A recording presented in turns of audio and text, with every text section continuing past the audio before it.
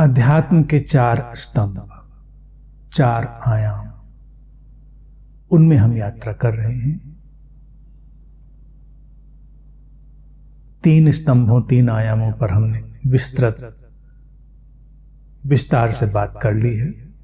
अब हम हार्मनी, समस्वरता के आयाम में उसके 7 द्वारों की चर्चा कर रहे हैं। समस्वरता के, हार्मनी के पहले द्वार पर पिछली बार बात हुई। आज हम उसके दूसरे द्वार पर बात करेंगे, समझेंगे, उसमें प्रवेश करेंगे, साथ साथ उसको एक्सप्लोर करेंगे, खोजेंगे, खटखटाएंगे। दूसरा द्वार है लेने देने का संतुलन, balance of giving and receiving. जीवन की जो हार्मनी है, लयबद्धता है, समस्वरता है, वो इस संतुलन के बिगड़ जाने से बहुत अधिक मात्रा में प्रभावित होती है। क्योंकि पूरा जीवन इसी लेन देन के संतुलन पर खड़ा है, लेना और देना। पहले द्वार पर हमने बात की थी प्योर डीप बॉडी विजडम की, एक गहरी शारीरिक अंतःप्रज्ञा की। शरीर भी उस बात का इशारा हमेशा करता है जो दूसरा द्वार है, balance of giving and receiving.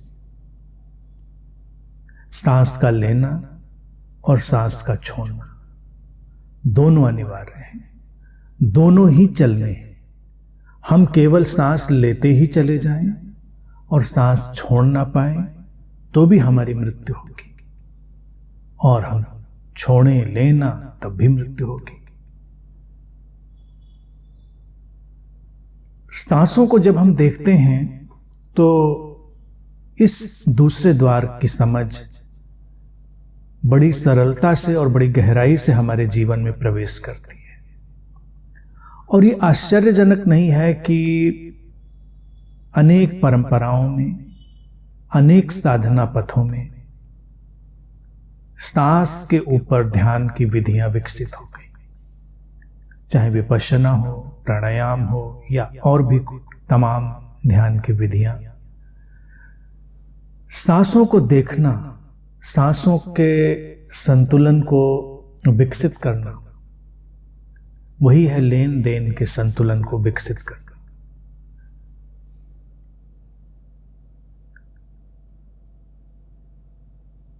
तो जो ध्यान सांसों पर किया जाता रहा वो केवल ध्यान नहीं है, वो इस बात का इशारा भी है कि हमको जीवन के इस व्यापक संतुलन की तरफ जाना पड़ेगा। आम व्यक्ति के जीवन की जो हार्मनी है वो इसीलिए डिस्टर्ब्ड है, गड़बड़ है। उसके जीवन में जो लयबद्धता होनी चाहिए, जो समस्वरता होनी चाहिए, वो इसीलिए नहीं है क्योंकि इस नियम की व्यापकता को, इस द्वार के व्यापकता को हम नहीं समझते। ये जो डोर है बहुत ही सुंदर है। अब जैसे अगर हम जीवन के द्वार की बात करें तो सांसें बंद हों, ये सांसों का द्वार बंद हो तो हमारा जीवन ही बंद हो जाता है। सांसें चलनी बंद हुई, जीवन बंद। तो अब इस द्वार को हम ढूंढेंगे जीवन के हर पहलू में, हर पक्ष में।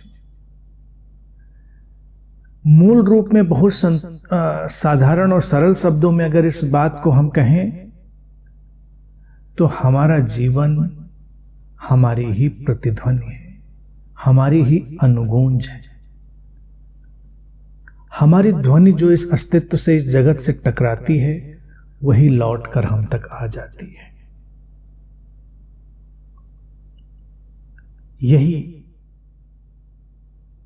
लेन देन का संतुलन है। जो जीवन हम अपना देख रहे हैं वो अचानक यूं ही नहीं बन गया है। उसमें हमने क्या इनपुट डाला है जीवन में, उसका ही आउटपुट हमें दिखाई देता है। अब ये चीज किसी भी पक्ष पर, किसी भी पहलू पर हो, हमें उसे देख लेना होगा, उसे जांचना और परखना होगा।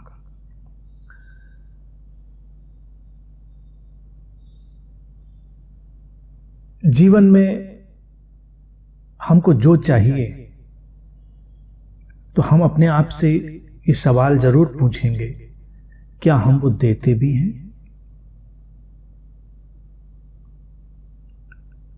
उदाहरण के लिए हमें सम्मान चाहिए तो सम्मान दें, हमें प्रेम चाहिए तो हमें प्रेम देना होगा, हमें सुविधा, सहूलियत, सुरक्षा चाहिए तो हम उसको दें।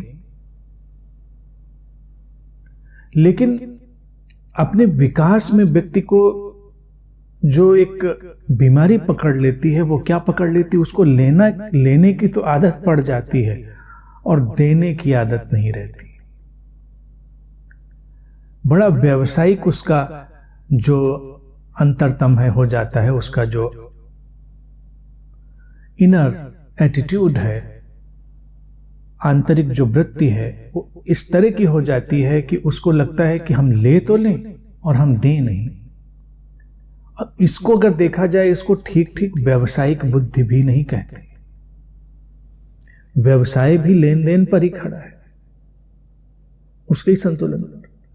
इसीलिए मैं एक बात प्रायः कहता रहा हूं कि संसार में अच्छा जीवन वही लोग जीते हैं, अच्छा काम वही लोग करते हैं जो या तो बहुत प्रबुद्ध हैं, जागृत हैं, या बहुत ही चालाक हैं, बहुत क्लेवर हैं।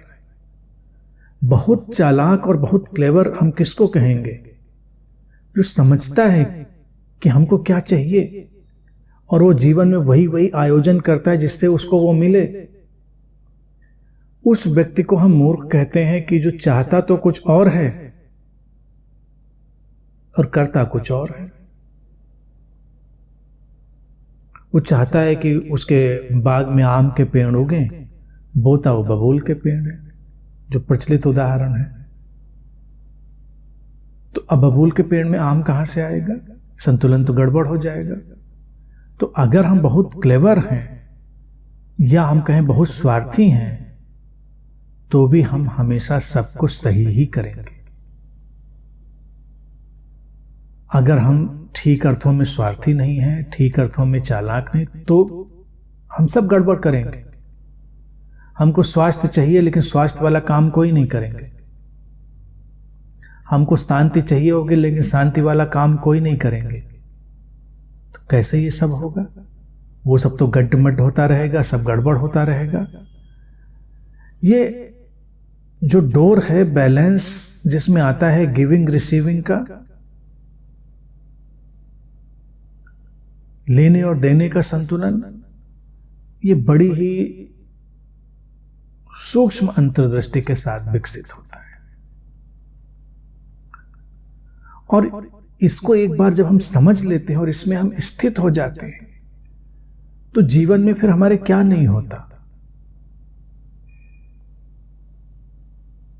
हमारे जीवन में स्वास्थ्य होता है, समृद्धि होती है, और जीवन में हम जो कुछ भी शुभ सुंदर कल्पना कर सकते हैं वो सब होता है।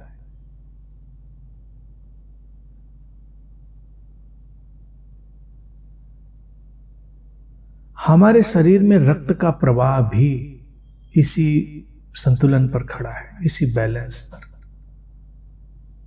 उसको बहते रहना है, उसको चलते रहना है। अगर उसका बहाव रुकेगा और उस रक्त के माध्यम से शरीर में जो लेन देन चल रहा है वो रुकेगा, जीवन रुक जाएगा, जीवन अवरुद्ध हो जाएगा, जीवन थम जाएगा।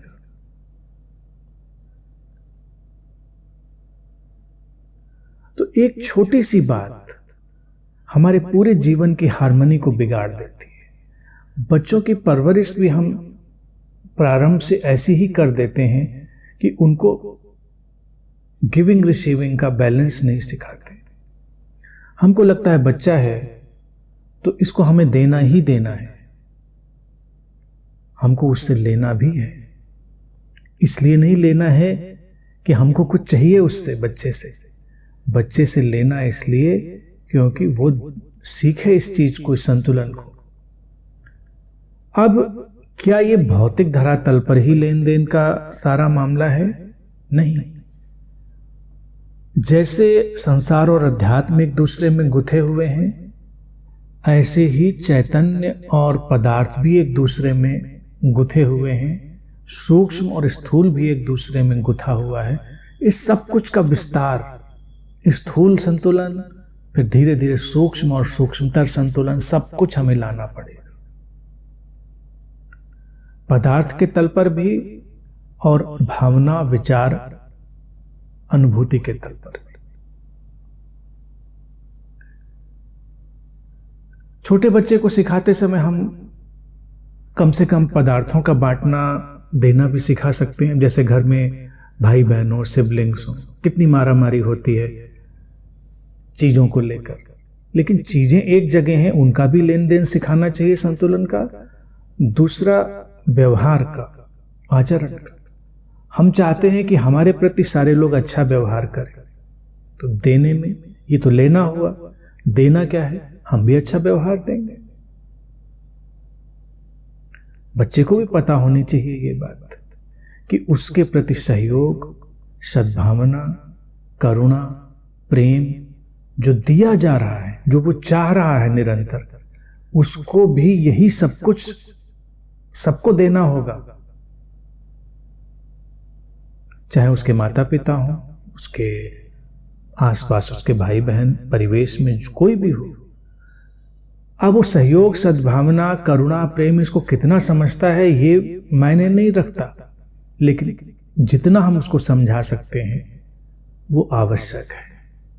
सौम्यता, विनम्रता, सहयोग, ये सब पारस्परिक निर्भरता के साथ चलना होगा। हार्मनी जीवन की इसीलिए बिगड़ गई है क्योंकि प्रारंभ से ही हमको यही सीखने को मिल जाता है घर परिवार में। अब बच्चा है, वो कितना भी उपद्रव कर रहा हो, लोगों को परेशान कर रहा हो, लेकिन हम ये सोच कर कि बच्चा है, ये तो ऐसा ही करेगा, कोई बात नहीं, हमारी तरफ से सब अच्छा है, अच्छा होना भी चाहिए, मैं नहीं कह रहा बुरा होना चाहिए। अब उसका जो मन है ये क्या उसको अनुवाद करता है, ट्रांसलेट करता है कि उसको जो मिल रहा है उसके परिप्रेक्ष्य में उसका उत्तरदायित्व तो कुछ था नहीं, उसको कुछ कुछ ऐसा ही अनुवाद हो जाता है। तो इसीलिए जो लोग समझदार हैं, सतर्क हैं, सारे परिवारों में ऐसा नहीं होता, वो लोग बच्चों को एक डिसिप्लिन, एक संतुलन भी सिखाते हैं। डिसिप्लिन, अनुशासन, यही सब कुछ है। तो अब ये छोटे से हम सीखते चले जाएंगे तो फिर हमको बहुत व्यापक रूप में ये चीज पकड़ में आने लगेगी। फिर जब हम प्रकृति के साथ, अस्तित्व के साथ, आसपास के परिवेश के साथ व्यवहार करेंगे तब भी हमको ये चीज दिखाई देगी। आज हम समय में जिस विभीषिका की तरफ बढ़ते चले जा रहे हैं वो क्या है? हमने इस गिविंग रिसीविंग के बैलेंस को गड़बड़ कर लिया है। प्रकृति से हमको चाहिए तो सब कुछ, लेकिन लौटते हुए उसको हमें देना क्या है ये हमें नहीं पता। जैसे नदियों से हमको सब कुछ चाहिए था, जीवन चाहिए था, जल चाहिए था, सब कुछ चाहिए था, और हमको क्या था, हम नदियों में नाले गिराएंगे, गंदगी गिराएंगे, कचरा डालेंगे, सब करेंगे। हम प्रतिदान में सब कुछ खराब देंगे और लेने में हम सब अच्छा चाहेंगे। संतुलन गड़बड़ होगा। जब संतुलन गड़बड़ होगा तो जीवन की हार्मनी बिगड़ेगी और फिर उसके परिणाम आएंगे। भारत में इसी चीज को अनेक रूपों में डालने के लिए जनजीवन में, जनमानस में शामिल कर दिया गया। ये इस देश की खूबसूरती है। यहाँ कुछ ऐसी चीजें बना दी जाती हैं कि बड़ी सुंदर होती हैं। अब लोगों को लगता है कि पता नहीं ये इसका कोई अभिप्राय है, मतलब है कि नहीं। कुछ लोग उसमें साइंस ढूंढने निकल लेते हैं तो फिर वो उलझन में पड़ जाते हैं कि कोई विज्ञान था। विज्ञान प्रेम का भी विज्ञान है, समझ का भी विज्ञान है। विज्ञान को वो केवल लेबोरेटरी वाला ही विज्ञान नहीं समझना चाहिए। तो हम अगर अपने देश में देखें, पेड़ पौधे पत्थर सबकी जो पूजा का आयोजन था वो इसी संतुलन को बनाने के लिए। नदियों से हम जल ले रहे हैं, उनको जल अर्पित भी कर रहे हैं। सूरज से रोशनी ले रहे हैं तो उसको जल अर्पित कर रहे हैं। अब लोगों को लगता है सूरज को जल चढ़ाने से हमको शायद कुछ आशीर्वाद मिल जाएगा। ये सब जोड़कर लोगों ने चीजों को गड्ढमड कर लिया। और शायद समझाने वाले लोग थोड़े चतुर भी होंगे कि इसी बहाने कम से कम लोगों को एक इशारा तो मिलता रहे। सूरज को भी अगर हम सुबह उठकर जल चढ़ा देते हैं तो उससे सूरज का कुछ बनता बिगड़ता नहीं है। लेकिन हम ये सीखते हैं कि अस्तित्व से हम जो ले रहे हैं उसको हम कुछ ना कुछ प्रतिदान, कुछ ना कुछ प्रत्युत्तर हम देंगे। अब ये अगर जनमानस में रच बस जाएगा तो सोचो कितना संतुलन प्रकृति का धीरे धीरे बनता जाएगा। हम केवल लेने वाले ही नहीं बनेंगे। अगर हम भारतीय परंपरा में जाएं तो पीछे लौटें, जो पुराने लोग थे वो एक बात ये भी सबको सिखाते थे घरों में और करते भी थे अपने आचरण में कि किसी से भी मिलने जाए तो कभी भी खाली हाथ ना जाए, कुछ लेकर जाए।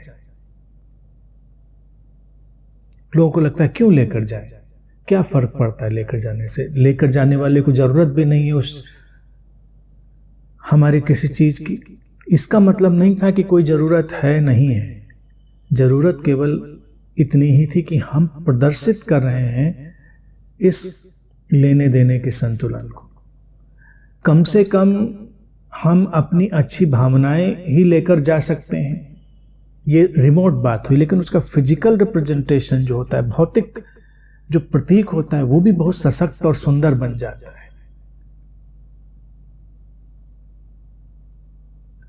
धीरे धीरे जब लोग इन बातों से दूर हो गए, इनको वो चूक गए, तब वो क्या है, इस गिविंग रिसीविंग के बैलेंस को बहुत गड्ढमड कर लेते हैं।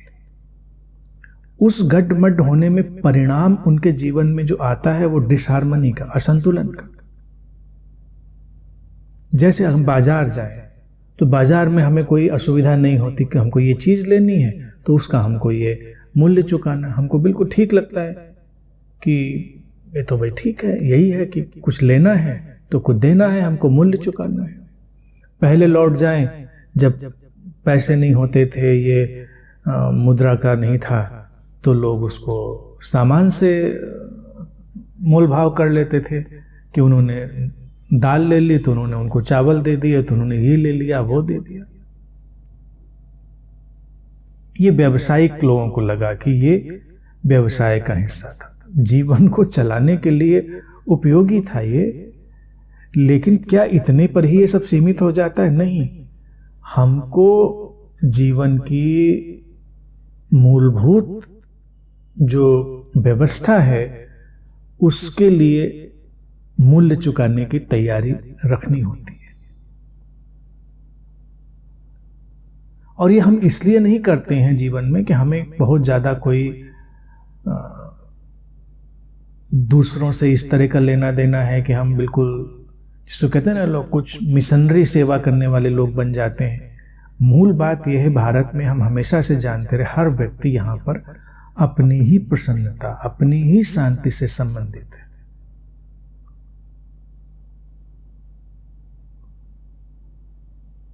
लेकिन धीरे धीरे उसको ये समझ में भी आ जाता है कि अपनी ही शांति और अपनी ही प्रसन्नता जैसी कोई चीज होती नहीं है।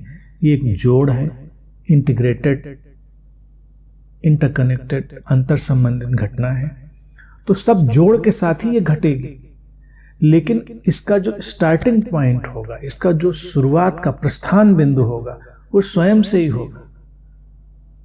हमें स्वयं ही हर बात से तकलीफ है, कुछ अच्छा नहीं लग रहा, परेशानी है, तो हम कोई काम करना क्यों चाहेंगे? हम करना ही किसी चीज को इसीलिए चाह रहे होते हैं क्योंकि उसको करने से हमको प्रसन्नता मिलती है, उसको करने से हमको अच्छा लगता है, हमको खुशी मिलती है। कोई भी चीज हो, कोई भी घटना हो, कोई भी गतिविधि हो, तो प्रस्थान बिंदु तो हम स्वयं हैं। लेकिन उस प्रस्थान बिंदु के साथ, उस स्टार्टिंग पॉइंट के साथ में हमको धीरे धीरे ये सब समझ में आ जाता है कि ये तो एक जोड़ है और इस संतुलन को हमें बनाए रखना है। अगर हम इस जोड़ के साथ नहीं चलेंगे तो टूटा फूटा हुआ जीवन हमको पीड़ित करेगा। स्वास्थ्य की ही बात अगर हम देखें, कौन ऐसा व्यक्ति है जो स्वस्थ होना नहीं चाहता? हर कोई चाहता है, चाहना भी चाहिए। लेकिन क्या हमारा स्वास्थ्य केवल हमारे ही स्वास्थ्य पर निर्भर है? हमारा स्वास्थ्य हमारे वातावरण, परिवेश, हमारे इस प्लेनेट, हमारे इस धरती के स्वास्थ्य पर भी तो निर्भर है। अब लेन देन का, गिविंग और बैलेंसिंग का द्वार वहां पर सक्रिय होने लगेगा। हमको अपना स्वास्थ्य चाहिए तो हमको हमारे परिवेश के स्वास्थ्य का भी ध्यान रखना पड़ेगा। हमको अपना मानसिक स्वास्थ्य चाहिए तो हम किसी पागल खाने में बैठना पसंद नहीं करेंगे। हम चाहेंगे कि हम जिन लोगों के साथ बैठें वो भी मानसिक रूप से बहुत ही स्वस्थ और संतुलित हो। तो दूसरे मानसिक रूप से स्वस्थ और संतुलित हों तो इसके लिए हमारा योगदान भी रहेगा। अकेले अकेले तो हम नहीं हो जाएंगे। ये अंतर संबंधित जीवन का रहस्य भी है, जिस पर पिछले जब द्वारों पर हमने बात करी उनमें इसको हमने देखा था। हार्मनी में ये बहुत ही महत्वपूर्ण हो उठता है कि जो हम ले रहे हैं उसको देने का या उसको संतुलन में लाने के लिए देने का काम भी हम करें। अनेक अनेक रूपों में ये चीज होती है। कुछ रोचक से उदाहरण 2-3 हैं इसमें, देखे सुने, बहुत ही रोचक से हैं। बुद्धा के जीवन के हैं। उन्होंने अपने भिक्षुओं को एक निर्देश दिया था कि यूं ही पकड़ पकड़ के लोगों को प्रवचन मत देना, जो कि आम बीमारी लोगों को होती है। वो इतना भर गए हैं ज्ञान से कि वो शिकार ढूंढते रहते हैं कि कोई मिले और उसको पकड़ के प्रवचन दे। बुद्ध ने कहा नहीं, ये काम मत करना। ये ज्ञान कोई आक्रमण के लिए नहीं, कल्याण के लिए। ये दूसरों के जीवन में रोशनी लाने के लिए। कब देना? जब दूसरे से कुछ लेना। और इसीलिए उन्होंने घर घर जाकर भोजन लेने का, भिक्षा लेने का निर्देश दिया। उन्होंने कहा जब कोई तुम्हें भिक्षा दे, भोजन दे, तो उसको 2-4 बातें, एक आध बात, जैसा वातावरण हो, ज्ञान की, ध्यान की, कह देना।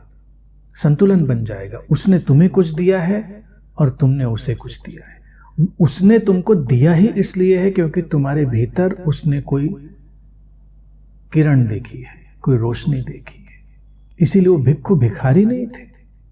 भिखारियों से तो हम परेशान होते हैं, त्रस्त होते हैं मांगने वालों से। वो एक गरिमा से भरे हुए साधक सन्यासी थे, किसी के द्वार पर खड़े हैं। उसने उनको भोजन के लिए कुछ दिया तो उन्होंने देशना के तौर पर उसे कुछ दिया। गिविंग और रिसीविंग का एक बैलेंस बना। देने वाले ने जब भिक्षा दी तो वो भी थोड़ा विनम्र हुआ, वो भी थोड़ा खुला, तो एक संतुलन आ गया।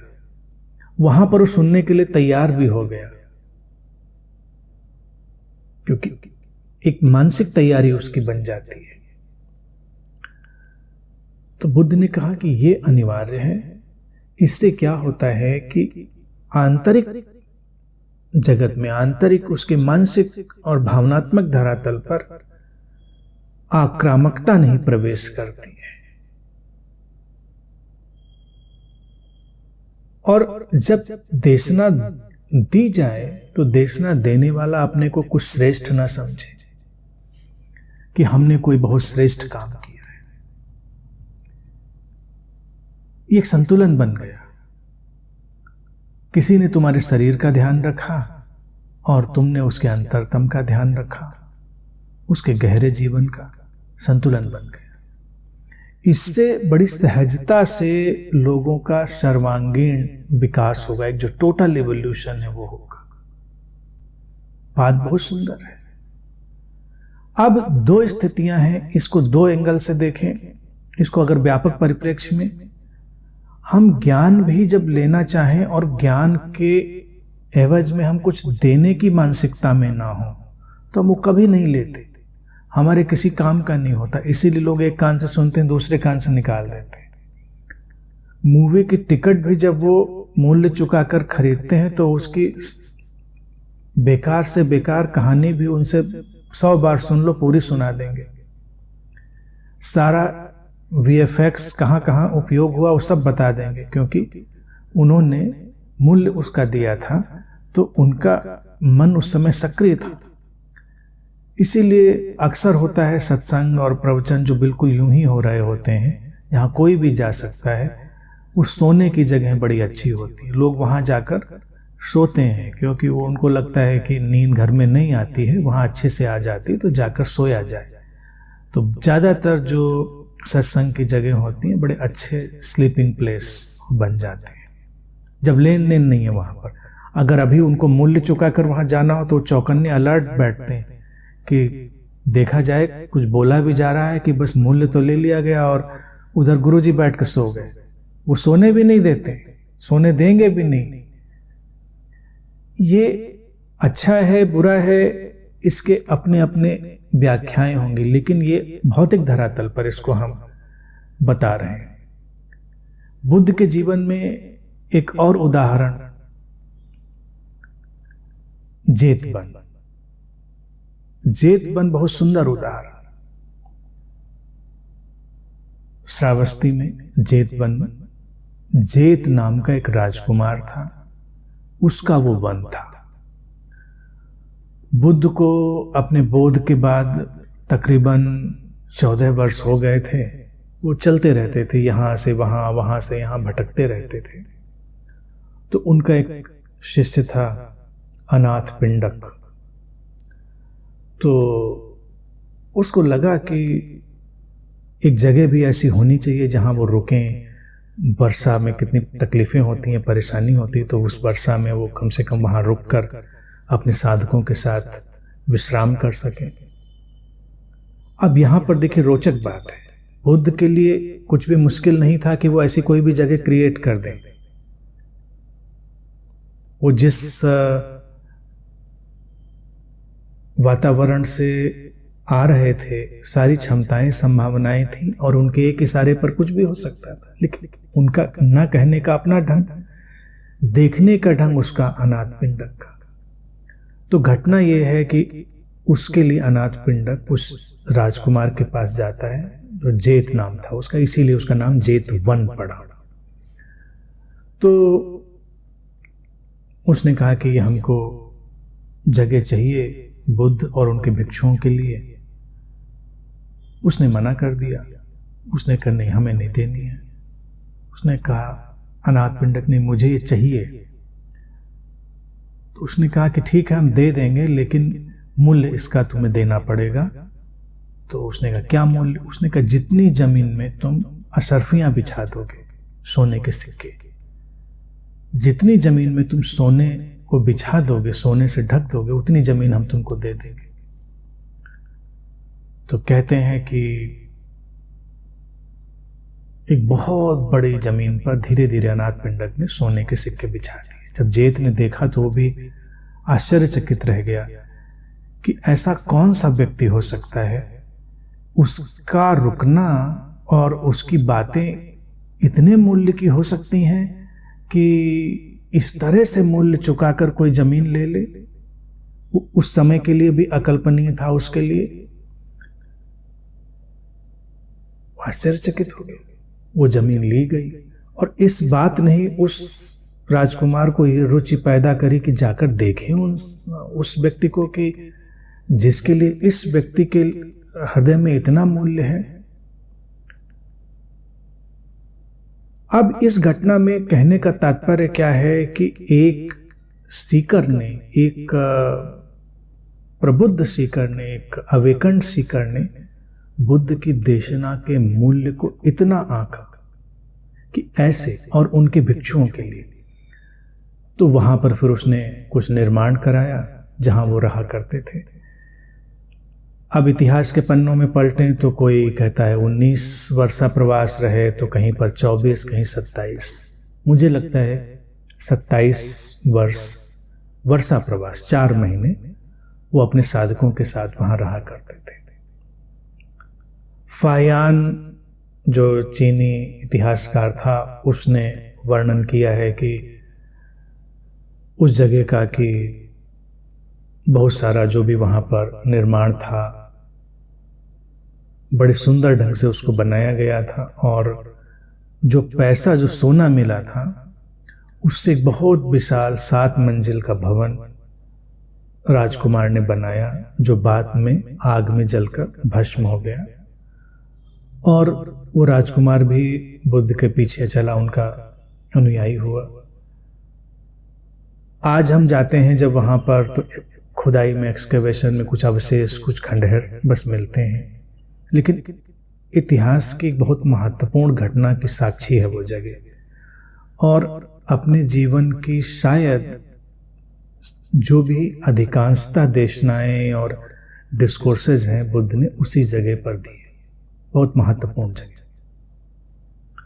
तो ये था भौतिक घटनाक्रम कि हम किसी ज्ञान का भी मूल्य क्या देना चाहते हैं, हमारे लिए उसका मूल्य क्या है। पहली बात तो यही हमें समझनी चाहिए कि वो अमूल्य है। अनाथ पिंडक ने उसको अमूल्य बताया कि हम चुका ही नहीं सकते उसका मूल्य, अमूल्य है। तो ये गिविंग बैलेंसिंग का जो संतुलन आएगा। अब इसको केवल व्यक्ति से ना जोड़ें, अपने जीवन से भी जोड़ें कि हम अपने जीवन में भी बोध चाहते हैं, अपने जीवन में ज्ञान चाहते हैं। अब हम उसके संतुलन के लिए क्या करेंगे? कुछ तो करेंगे। ध्यान, साधना सब उसी का तो प्रक्रिया है, वो अनुशासन सब उसी के लिए तो है। तो वो अनुशासन लाए बिना अपने जीवन में वो तीव्रता, वो प्यास, वो आग पैदा किए बिना हम कैसे उधर जा सकते हैं?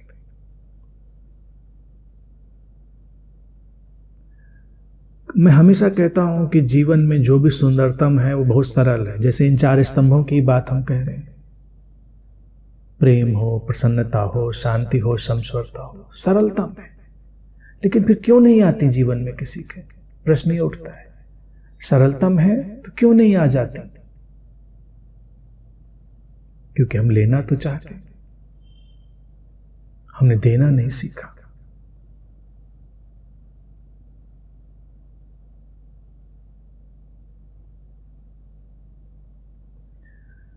ये द्वार हमको उसी तरफ ले जाता है। एक पूरा सर्कल, एक पूरा वर्तुल हमको बनाना है जीवन में। अब यहां पर जब हम बनाना है, देना है, करना है, ये सब शब्द उपयोग कर रहे होंगे तो कई लोगों को ये लग रहा होगा, और आप ही तो कहते हैं कि सब घटता है, सब होता है, हम करने वाले कुछ भी नहीं है, सब उसी स्रोत से हो रहा है। तो हो रहा है तो ये भी हो रहा होगा।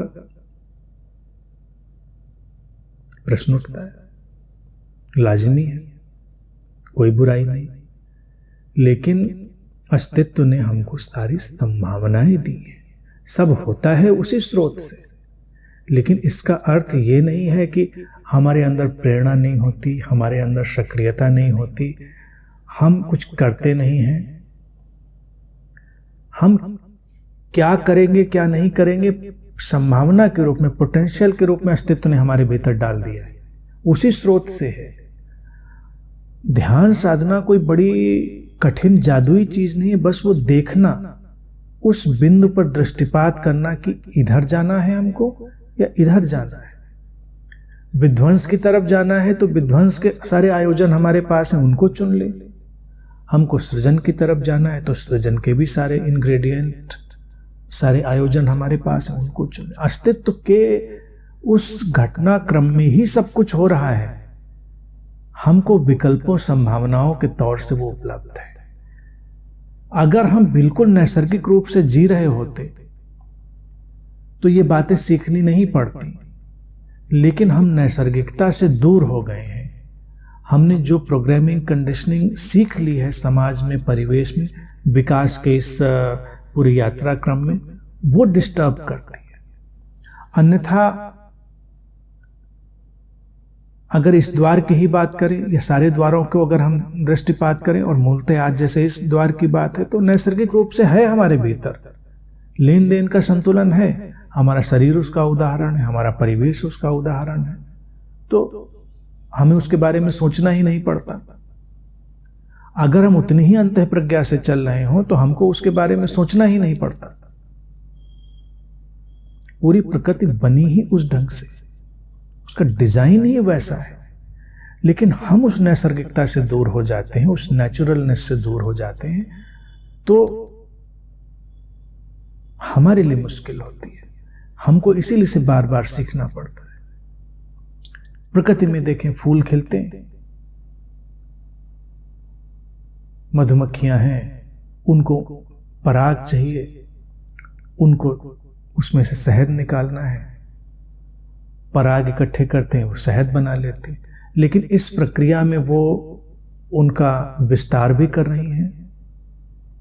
जो पराग हैं उनको इधर से उधर ले जाकर, इधर से उधर ट्रांसफर करके, वो जो संतुलन होना चाहिए था प्रकृति में, जो नीडेड था, वो उसका भी काम कर रही हैं। तो अगर वहां पर उसने कुछ लिया है तो उसने कुछ दे भी दिया है, उनके संवर्धन के लिए, उनके फर्टिलाइजेशन के लिए उसने काम कर दिया है। अब अगर हम उसको उदाहरण से देखें, हमको शहद लेने जाना है तो हमको तो इतना ही समझ में आता है, शहद लेने जाना है तो मधुमक्खियों को उड़ाओ, मारो, खत्म करो, शहद ले लो, मार डालो सबको, कितना शहद ले पाओगे। या अगर हमने वो लिया है, ये पदार्थों से समझाने के लिए कह रहा हूं, क्योंकि पदार्थ ही महत्वपूर्ण नहीं, वो तो बड़ा स्थूल से सूक्ष्म तक वर्तुल घूम रहा है संतुलन का, लेने देने का।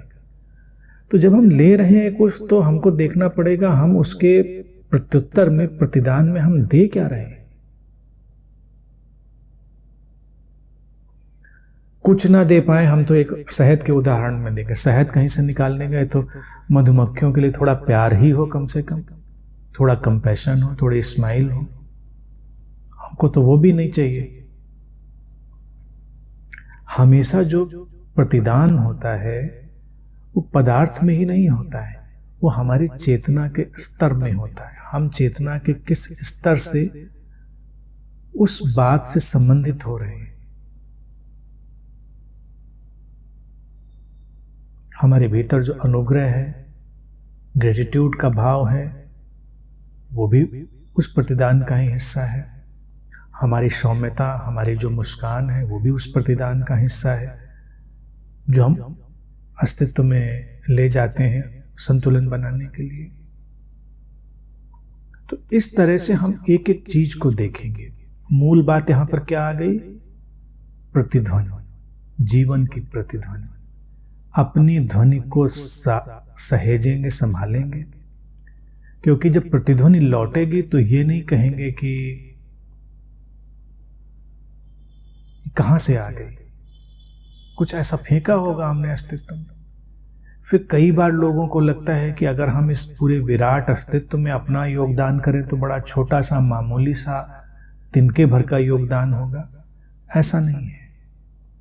ये इतना इंटीग्रेटेड और इतना जटिल ढंग से अंतर संबंधित है जीवन कि हम कल्पना ही नहीं कर सकते कि हम किस बिंदु पर उंगली रख रहे हैं और वहां से क्या सक्रिय होगा। जैसे अगर हम कोई तारों वाला वाद्यंत्र बजाते हैं तो किस तार पर उंगली रखते हैं वैसे स्वर उठने लगते हैं। ऐसे जीवन में अनगिनत तार हैं, तो हम किस तार पर उंगली रखेंगे वैसे स्वर हमारे जीवन में उठने लगेंगे।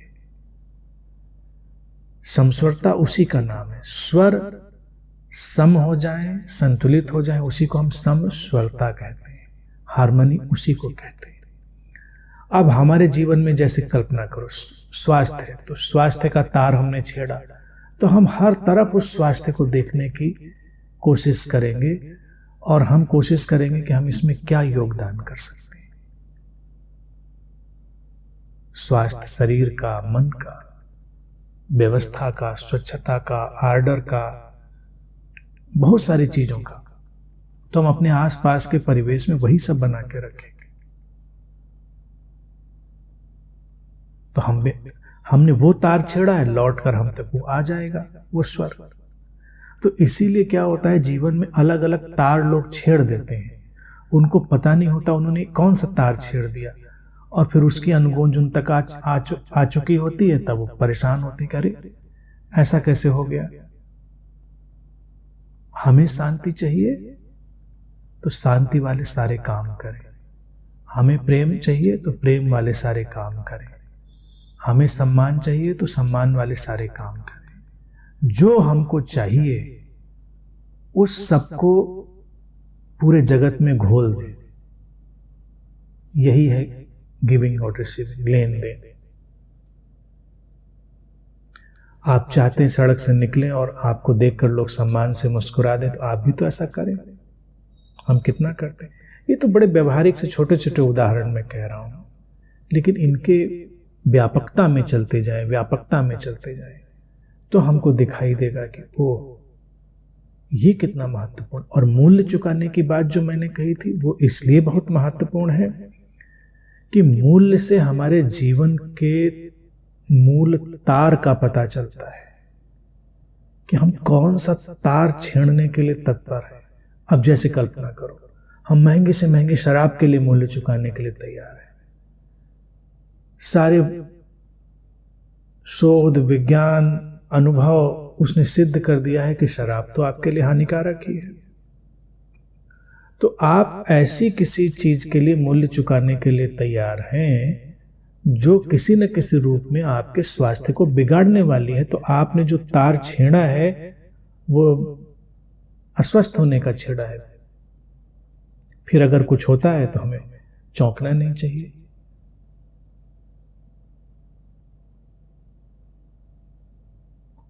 ऐसे उदाहरण अपने जीवन में ढूंढते जाएंगे कि हम किस चीज को मूल्यवान समझते हैं और हम उसके लिए क्या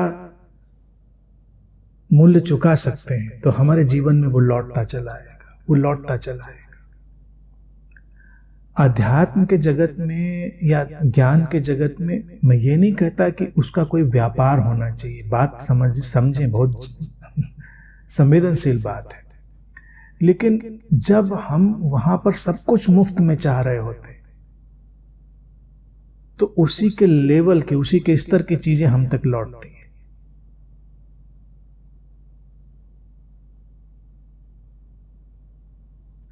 अब मूल्य में क्या है? मूल्य की अगर बात देखें, जैसे मूल्य की बात आती तो लोगों के दिमाग में आता है धन। धन किसी भी चीज के मूल्य का सबसे छोटा पायदान है, बहुत निचला हिस्सा है। समय ऊपरी पायदान पर आता है। मूल्य में समय का निवेश, हम समय का निवेश करेंगे क्या? क्योंकि जीवन में समय बड़ा सीमित मिला हुआ है। उस समय में हम कितना समय किसी महत्वपूर्ण बात में डालेंगे। फिर उसके अलावा बहुत सारे और सूक्ष्म चीजें हम मूल्य में तलाशते जाएंगे। हमारा फोकस, हमारी अवेयरनेस, हमारा अटेंशन, हमारा जो तीव्रता का हिस्सा है, वो सब मूल्य की बातें हैं। जैसे मान लो हम कोई बात सुन रहे हैं तो हम कितनी सतर्कता से उसको सुनते हैं, ये हमने मूल्य डाल दिया उसमें। हम सोए सोए उसको सुन रहे हैं, बीच में मोबाइल भी देख रहे हैं, टीवी भी देख रहे हैं, कुछ और भी कर रहे हैं, तो हमने मूल्य नहीं डाला। कोई भी काम, कोई भी चीज जीवन में एक ही बात नहीं है। हर चीज, हर पहलू, और कुल मिलाकर यही है कि हार्मनी का मतलब, हम चाहते क्यों हार्मनी? हार्मनी हम चाहते इसलिए कि हमारा जीवन सत्यम शिवम सुंदरम की अनुगूंज बने, सच्चित आनंद की अनुगूंज बने। तो सच्चित आनंद के लिए, सत्य, शिव और सुंदर के लिए हम क्या लौटती हुई धारा में डालेंगे? जो हम डालेंगे वो लौटकर हम तक आएगा। हमारा सत्य हमारे रंगों में रंगा जाएगा, हमारा शिव हमारे रंगों में, हमारा सुंदर हमारे रंगों में रंगा जाएगा, फिर वही सच्चिदानंद में भी चीज हो जाएगी। तो ये सारा ऐसा ही कार्य व्यापार है, balance of giving and receiving. ये द्वार बहुत महत्वपूर्ण, समझने वाला, संवेदनशील, और जब हम इसको समझ लेते हैं तो इसके संतुलन के सदते ही ये खुलता है। जीवन में हार्मनी आती है, लयबद्धता आती, समस्वरता आती, और उसका परिणाम वही जीवन हर तल पर स्वस्थ होता है, हर तल पर सुंदर होता है, और हमको वही चाहिए। तो इसलिए इसको इस ढंग से समझेंगे और एक्सप्लोर करेंगे। इसमें अगर एक्सप्लोर करना है